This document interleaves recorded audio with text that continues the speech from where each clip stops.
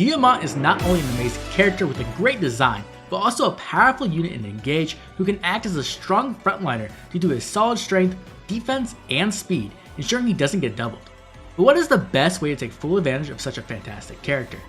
Don't worry, I've got you covered. In this guide I'll be going over Diamant's best classes, emblem rings, inheritable skills, and even some solid weapons to refine to get the most out of Diamant. Let's start off with a general overview of Diamant himself. Diamant is a Lord class character who will join you in Chapter 8. He starts off at level 11, which is notable because it means you can immediately advance his class, as you do gain access to your first Master Seal in Chapter 8 as well. He also has a solid set of base stats, but most notably if we look at his growth rates, he has a 90% HP growth and 50% in strength, speed, and defense, making him the perfect fit for a good frontliner. He also doesn't have terrible resistance, which will be important as it means he can survive a mage attack or two. 9 build also lets him use some more heavy weapons without getting a speed penalty, which is great. Now the other important thing we have to note is his personal skill, Fair Fight. This skill grants Diamant and his foe plus 15 hit if Diamant initiates combat and the foe can counterattack. This is notable because it allows Diamant to take full advantage of weapons with lower hit rates like steel weapons and also axes. While this skill might seem like a double-edged sword as it does give the foe hit rate as well, typically it won't matter because you will be choosing who to attack, and also it doesn't activate in enemy phase, where Diamant wants to be avoiding attacks typically. Like I mentioned earlier, Diamant joins at level 11, and in Engage you want to promote as early as possible because advanced classes typically have better growth rates and also don't hinder how much experience a character earns, as that is based off an internal level counter. The question is then, what class should you advance to? In my opinion, there are 2 classes that stand out for Diamant. First is obviously his unique class Successor. This class offers Diamant better growth rates in speed, luck, defense, and build, while also giving Diamant access to a powerful skill in the form of Soul. Soul allows Diamant to heal for 50% of the damage he deals when it procs, and the proc rate is based off his dexterity stat. Soul is a great source of additional healing because it doesn't require using an action like healing with a staff user or using an item like a vulnerary. It also scales with how much damage Diamant does, and he can hit quite hard. Now the downside is obviously that it is tied to Diamant's dex stat, which is not the highest as it caps out at 22. This means typically you'll only activate Soul about 1/5 of the time. Even so, this is a great skill to keep Diamant healthy, because as a frontliner he will see a lot of combat. Now let's talk about Diamant's other advanced class, Hero. Hero Diamant is going to play a bit differently than Successor. Diamant with the Hero class we are giving up some of our frontline power in order to offer more support to the entire team. This support comes in the form of Hero's unique skill, Brave Assist. Brave Assist allows Diamant to make 2 chain attacks if he's at max HP. This can be extremely powerful with the right emblem ring and the right build, as chain attacks will always deal 10% of the foe's max HP. This allows Diamant to offer a lot of chip damage, which can be very important in higher difficulties as enemies can be quite difficult to kill in one round of combat, especially bosses. Okay, with classes out of the way, let's talk about Diamant's best emblem rings. I'll be going over 3 rings in the base game, as well as 1 DLC bracelet that I think works exceptionally well with Diamant. Let's start off with Diamant's base ring, Roy. The first thing to note with any emblem ring is their unique action. In Roy's case, that is going to be Blazing Lion, an attack that deals damage to an adjacent foe and a 3 space wide area, then lights the entire area on fire. I'm gonna be honest, this is probably one of the worst unique actions in the game. It doesn't do much damage, and while the fire can hinder movement for enemies, it also hinders your allies' movements as well. One of Roy's biggest selling points is he offers the holdout skill, which is essentially a miracle effect protecting the unit from being killed as long as their starting HP is above a certain threshold. It starts off at 30% HP and eventually gets as low as 2 HP. This is a great skill to ensure Diamant can survive combats even if he is low on HP, and when you combine it with Soul, Diamant can even heal back up into holdout range, though that isn't something you should be relying on. We also have Advance, which is a nice little action that can allow Diamant to have 1 extra space of movement as long as he's attacking a foe within 2 spaces. It's not a game changer, but it is nice. Now let's talk about stats. First of all, we have Rise Above, which just gives Diamant plus 5 levels. This typically equates to an additional 2 to 4 stats for each stat, so you'll gain like 4 HP, 3 strength, 2 speed, and so on, which does help a lot considering every stat will matter in higher difficulties. Roy also gives a flat plus 10 HP, 6 strength, and 3 resistance to Diamant at max bond level. The other thing Roy offers is some powerful weapons. First up is Lance Reaver that flips the weapon triangle on its head. This is a great option for Diamant, especially early on, as it allows him to win the weapon triangle and avoid breaks, which can be troublesome, especially in the early game. Second up is Wormslayer that offers dragon effective damage. It's okay, but honestly not what you'll be using. But at bottom level 15, Diamant gains access to Binding Blade, and this weapon is amazing. While the might is a bit low if you don't upgrade it via crystals, It's 1-2 range weapon that grants defense and resistance +5. This allows Diamant to counterattack against most foes while also taking way less damage. This weapon, combined with Roy's base stats, help fix one of Diamant's problems, which can be his resistance stat. The next emblem ring to discuss is the one and only Ike. Ike's unique action is Great Ether, a delayed attack that grants Diamant +5 defense and resistance, but he can't counterattack for one turn.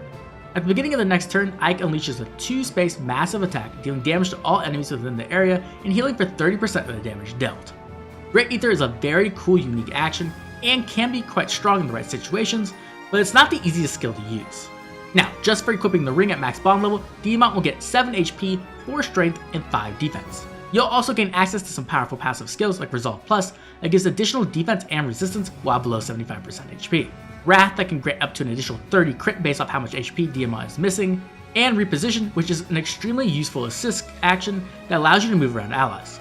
Demolish is a bit niche, but it allows you to one-shot terrain when the Destroy action is used. Lastly, the biggest effective emblem Ike is Legu's Friend, a passive that is active while you're engaged, that grants 50% damage reduction. That's right, all damage taken is halved. Now of course it does have the big downside of losing the ability to dodge, which means every attack will hit you. This transforms Diamant into a tank that can take hits from everyone, and Soul even lets him heal up some of that damage. This is one of the most powerful effects for a frontliner. The downside of not being able to avoid attacks does suck for Diamant, as he does have solid speed and can avoid quite a bit, but even so with the solid speed stat, Diamant most likely won't get doubled, which greatly increases his tankiness. When it comes to weapons, Ike starts off a bit slow. Hammer is an armor effective axe that can help Diamant chunk through armored foes, but it's very heavy at 15 weight. Typically Diamant won't have 15 build until endgame, so this will slow him down and possibly cause him to get doubled. It's also a smash weapon, so you can't make follow-up attacks or strike first. Second, we have Irvine, which is a very high might axe that also grants a nice +3 resistance, but it's even heavier than the hammer. And then lastly, we have the legendary sword itself, Ragno. Now Ragno is a fantastic weapon with solid might, 1-2 range, and grants an additional 5 defense to Diamant. Our third emblem ring, Lucina, is the one I'd recommend if you're going for a hero Diamant build. Let's start off with Lucina's unique action, All for One. Lucina makes an attack against an adjacent foe, but also all allies within 3 spaces make a chain attack as well, due to Diamant being a backup unit. This isn't the best unique action. Typically it doesn't do the most damage, and you're usually better off just attacking normally. The real major strength of Lucina is the support she can offer offensively and defensively.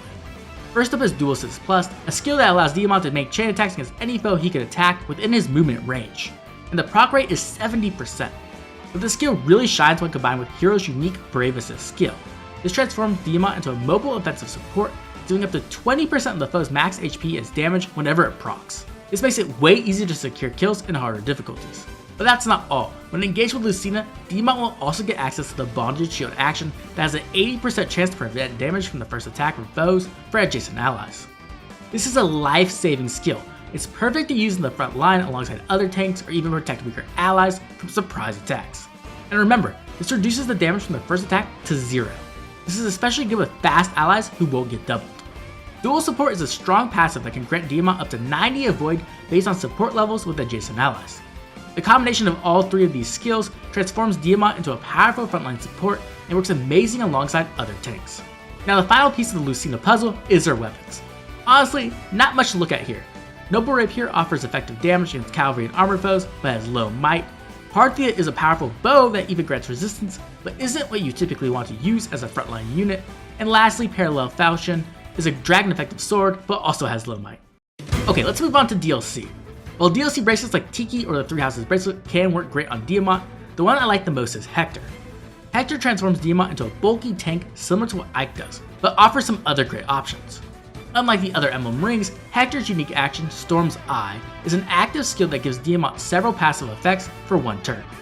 First, Diamant gets immunity to break. Second, the foe has all follow-up attacks denied, while Diamant gets a guaranteed follow-up attack against everyone. And because Diamant is a backup unit, he also gets an additional 20 crit on top of all of it. This is a fantastic skill for a frontline unit like Diamant. What really makes Hector stand out as a great option for Diamant is all the passive skills Hector can offer. First, just by equipping the Hector ring, Diamant gets 3 build, 4 strength, and 5 defense. But Impenetrable is the passive that makes Hector so good. It grants Diamant 30% more defense and resistance in enemy phase. Unlike Ike where it is a flat 50% damage reduction, Hector's is based on Diamant's stats. At max stats, this is an additional 15 defense and 6 resistance. But you have to remember, You also don't lose your ability to avoid attacks. This is perfect for Diamant as he has a solid speed stat and can avoid a lot of attacks himself.